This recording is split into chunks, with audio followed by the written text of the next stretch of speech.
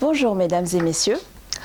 Pour celles et ceux qui ne me connaissent pas, je suis née et j'ai grandi en région parisienne. Donc, autant vous dire que lorsqu'on m'a annoncé que le thème de la session d'aujourd'hui était l'agriculture, j'étais un peu paniquée parce que je n'y connais rien en agriculture. Après avoir arrêté de paniquer, je me suis assise et je me suis dit, ok, Audrey, voyons, l'agriculture, ça doit bien t'évoquer quelque chose. Et en effet, je vais donc vous énoncer les 4 choses qu'évoque l'agriculture pour moi. Au cas où il y a des choses que vous ne connaissez pas, ne vous inquiétez pas parce qu'il s'agit des références françaises. Alors, tout d'abord, quand on me dit agriculture, je pense à manifestation. Je sais, c'est pas bien. Mais il y a beaucoup de manifestations de la part des agriculteurs chaque année en France. En effet, les agriculteurs ont de quoi râler, je les comprends. Ils ont des bas salaires, des coûts de production élevés, beaucoup d'endettement. Bref, il est très dur pour eux de vivre de leur profession. De plus, le secteur agricole pèse de moins en moins dans l'économie française. Selon la Banque mondiale, dans les années 80, le secteur agricole représentait 4% de l'économie française. En 2014, le même secteur agricole ne représente que 1,7%.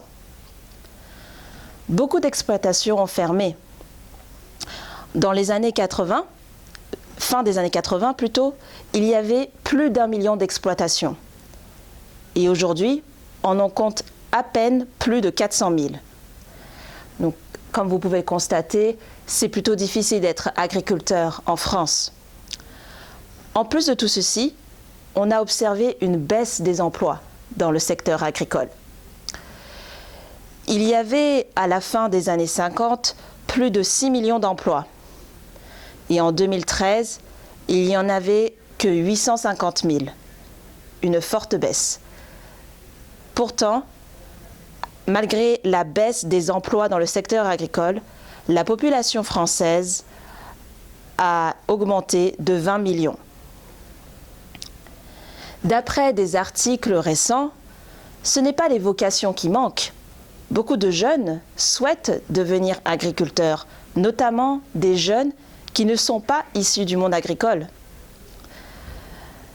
Bref, pour revenir aux manifestations, ces manifestations se traduisent généralement par des barrages routiers, notamment les fameuses opérations escargots, c'est-à-dire lorsqu'il y a des tracteurs, voitures, vannes, camions qui vont sur les routes de France et qui vont à une allure très très lente pour vraiment bloquer la circulation.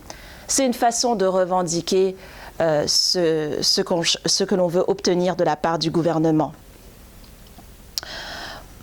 Autre manière dont les manifestations de la part des agriculteurs se traduisent, il y a aussi malheureusement du gaspillage de fruits et ou légumes. Au lieu de vendre ces fruits et ou légumes, les agriculteurs empilent ces fruits et légumes dans des tas et les laissent pourrir et après les jettent.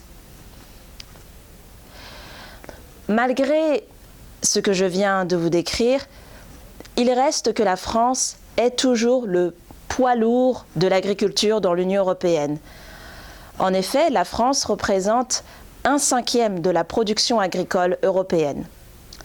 En 2014, la France était même le premier producteur agricole européen, devant l'Allemagne et l'Italie.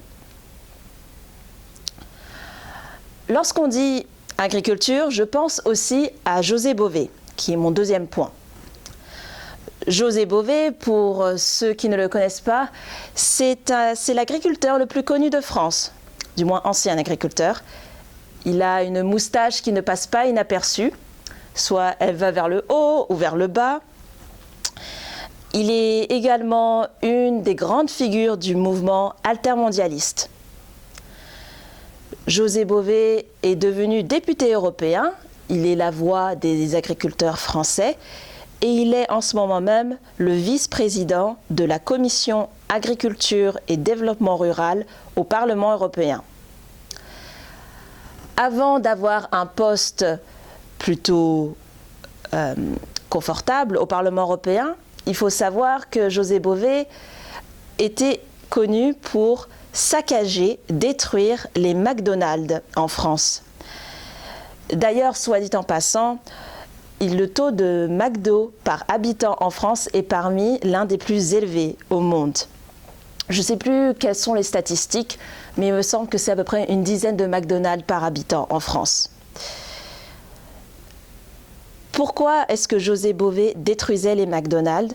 Parce que pour lui, les McDonald's sont le symbole de la malbouffe et du capitalisme sans scrupules. José Bové également s'attaquait contre des plantations OGM.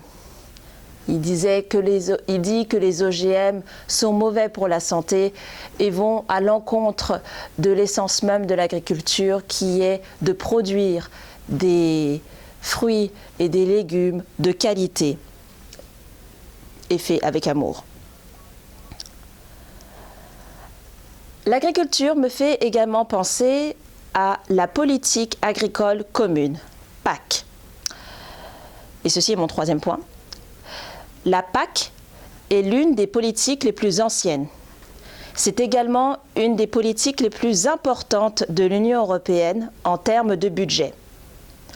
35% du budget européen est dédié à la PAC. La PAC a été créée par le traité de Rome en 1957. Puis, elle a été mise en place en 1962. Les objectifs de la PAC sont les suivants. Augmenter la productivité de l'agriculture, assurer un niveau de vie équitable à la population agricole, stabiliser les marchés, garantir la sécurité des approvisionnements et assurer des prix raisonnables aux consommateurs. Cependant, il y a eu beaucoup de critiques sur la PAC. On dit que la PAC n'est pas vraiment adaptée aux fluctuations du marché. Quatrième et dernier point. Lorsqu'on me dit agriculture, je pense, et ne rigolez pas s'il vous plaît, je pense à l'émission de télé-réalité L'amour est dans le pré. Donc, comme toute émission de télé-réalité, c'est un peu cucu, hein, c'est pas vraiment l'émission qu'on regarde pour s'instruire. Mais ce que je trouvais sympa, c'est que pour une fois, on mettait en scène les gens qui sont à la recherche de l'amour, ça sont des fermiers ou des agriculteurs. Et ainsi, on voit tous les prétendants qui se rendent dans des fermes, des exploitations agricoles, et on les voit également mettre la main à la pâte. C'est-à-dire qu'on leur demande d'aller, je sais pas moi, d'aller traire les vaches, ou d'aller nettoyer d'autres animaux, ou d'aller cueillir des fruits, quelque chose comme ça. Et je trouvais que c'était plutôt intéressant. Moi, venant de la ville, étant citadine, je n'ai jamais fait ce genre d'activité. Donc c'était plutôt pas mal, j'avais l'impression d'être partie à la ferme, sauf que j'étais confortablement assise dans mon salon. Et d'ailleurs, soit dit en passant, L'amour est dans le pré en est à la saison 12, c'est dire le succès de cette émission en France. En conclusion, j'aimerais dire ceci. Même si je ne m'y connais pas trop en agriculture, je comprends l'importance de ce secteur. L'ONU a déclaré il y a peu que d'ici 2050, on sera près de 10 milliards de personnes sur Terre. Mais imaginez le monde qu'il va falloir nourrir. L'agriculture est là justement pour nous aider à pouvoir pour pouvoir faire face à ce défi. Encore faut-il pouvoir savoir distribuer la nourriture correctement. Bref, l'agriculture est vitale pour notre survie. Et l'agriculture fait également partie de la culture gastronomique d'un pays. Et c'est pourquoi il est important de ne pas trop critiquer l'agriculture ou de prendre de haut l'agriculture et les agriculteurs. Au contraire, il faut continuer de pousser les jeunes à vouloir travailler dans ce secteur, car plus que jamais, il est important qu'il y ait plus d'agriculteurs dans le monde. Merci.